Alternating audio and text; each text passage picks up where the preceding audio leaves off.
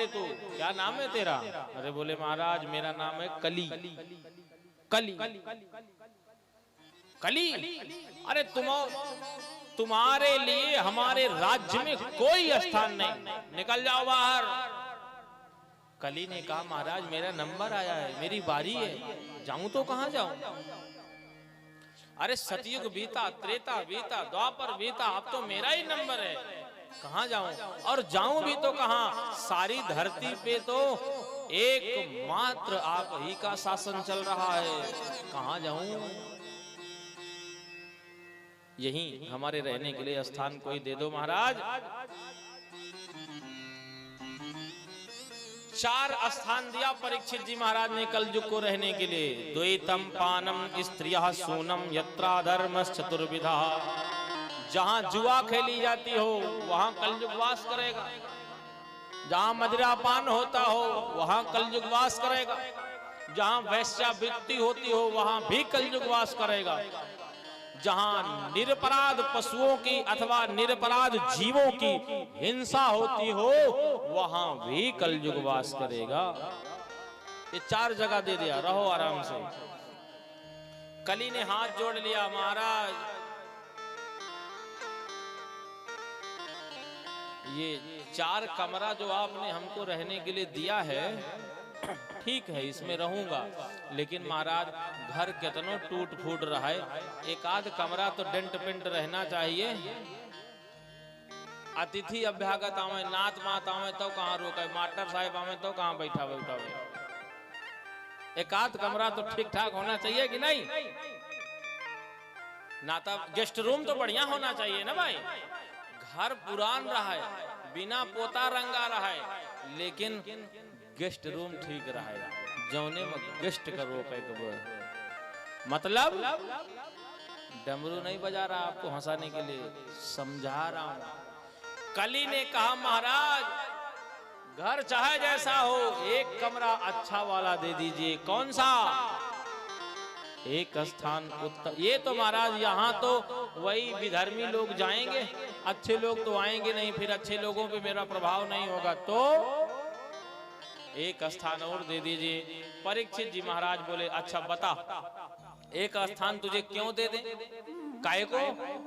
कली ने कहा महाराज आपने जितने स्थान हमको रहने के लिए दिए हैं, ये सब के सब स्थान आपने हमारे अवगुणों को देख करके दिया, हमारे गुण को आपने देखा ही नहीं। कौन सा गुण है तेरे अंदर बता? कली ने कहा महाराज यत फलम नास्ति तपसा न योगेन समाधिना तत्फलम लभते सम्यक कलौ के सौ कीर्तना। अरे जो फल तप करने से मिलता था, जो फल समाधि से मिलता था, जो फल योग से मिलता था, मैं वही फल केवल और केवल हरिनाम कीर्तन से दे दिया करता हूं। ये मेरा विशेष गुण है महाराज, मेरी स्पेशल क्वालिटी है ये। अच्छा, गुण तो तुम्हारा बहुत अच्छा है, चलो एक स्थान अपनी मर्जी से मांग लो। जब ऐसा कहा परीक्षित जी ने, तब कली ने कहा पुनश्च याचमानाय जात रूप मदात् प्रभु ततो नृतम मदम कामम रजो वैरम च पंचमम। सुवर्ण में कली ने कहा कि महाराज सोने में हमको स्थान दे दो, सोने में, सुवर्ण सोना, बिस्तर पे सोना नहीं, पहनने वाला सोना, सोने में बास दे दो। परीक्षित जी महाराज ने कहा दत्तम, दिया। प्रसन्न हो गया कली, दौड़ करके सोने पे चढ़ गया। परीक्षित जी महाराज के सर पे भी सोने का मुकुट था, उसी सोने में कली जा करके बैठ गया। अब जिसके खोपड़ी पे कलयुग बैठा रहेगा, वो बताओ अधर्म नहीं करेगा तो क्या करेगा? भागवत महापुराण के प्रथम स्कंद में लिखा हुआ है कि परीक्षित जी महाराज ने कलयुग को सोने में स्थान दिया है, और भागवत महापुराण के एकादश स्कंद के 33वें अध्याय में लिखा हुआ है कि भगवान ने स्वयं उद्धव से कहा कि उद्धव गावा नाम अस्मि कामधेनुष्मि धातु नाम अस्मि कांचनम। गायों में मैं कामधेनु हूँ और धातुओं में मैं सोना हूँ। अर्थात सोने में मेरा वास है। और इधर परीक्षित जी कह रहे हैं कि सोने में कलयुग का वास है। कैसे माना जाए कि सोने में भगवान रहते हैं कि सोने में कलयुग? सोना तो सब पहनते हैं, तो कलयुग है, सब फेंको निकाल निकाल के, कोई नहीं फेंकेगा। तो ये माना जाए कि सोने में गोविंद का वास है। अरे भाई देखो, ईमानदारी से, मेहनत से कमाए गए सोने में गोविंद का वास होगा, बेईमानी से कमाए गए सोने में कलयुग का वास होगा। अब एक ने हाथ जोड़ लिया, कहा महाराज ईमानदारी से तो कम ही कमा पाते हैं, 2 नंबर से ज्यादा इनकम हो जाती है। तो फिर अरे कहा सोना किसी भी प्रकार से आप इकट्ठा करिए, परंतु धारण करने से पहले एक बार भगवान को भोग जरूर लगाइए। भगवान को भोग लगा करके तब आप सोना धारण करेंगे तो उस सोने में भी गोविंद का वास होगा।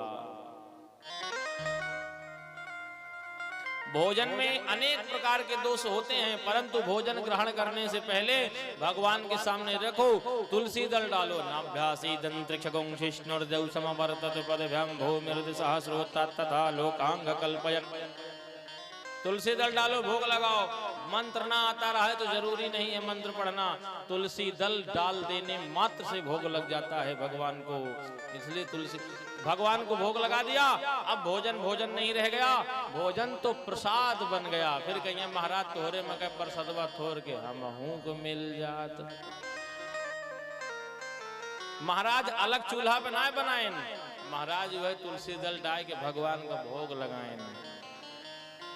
अरे रामचरितमानस में एक चौपाई लिखी हो, तुम्हीं निवेदित भोजन करहि, तुम्हीं निवेदित भोजन करहि। हाँ हाँ, तुम्हीं निवेदित भोजन करहि, तुम्हीं निवेदित भोजन करहि। प्रभु प्रसाद पटभूषण धरहि, प्रभु प्रसाद पटभूषण धरहि। तुम्हीं निवेदित भोजन करहि, तुम्हीं निवेदित भोजन करहि। तुम्हीं निवेदित भोजन करहि, तुम्हीं निवेदित भोजन करहि। तुम्हीं निवेदित भोजन करहि, तुम्हीं निवेदित भोजन करहि। भोग लगा करके खाइए, भगवान को खिला करके खाइए, पहना करके पहनिए। सोना भी भगवान को पहले चढ़ाइए, हीर धारण करिए, तो सोने में भी गोविंद का वास हो जाएगा। अब परीक्षित जी महाराज के सर पे सोने का मुकुट, उसमें गोविंद नहीं, फिर कली बैठा है, क्योंकि वो मुकुट जरासंध का था। भीमसेन जरासंध को मार के वो मुकुट लाए थे, आज उसी मुकुट को परीक्षित धारण करके निकले हैं, इसलिए उसमें कली ने अपना प्रवेश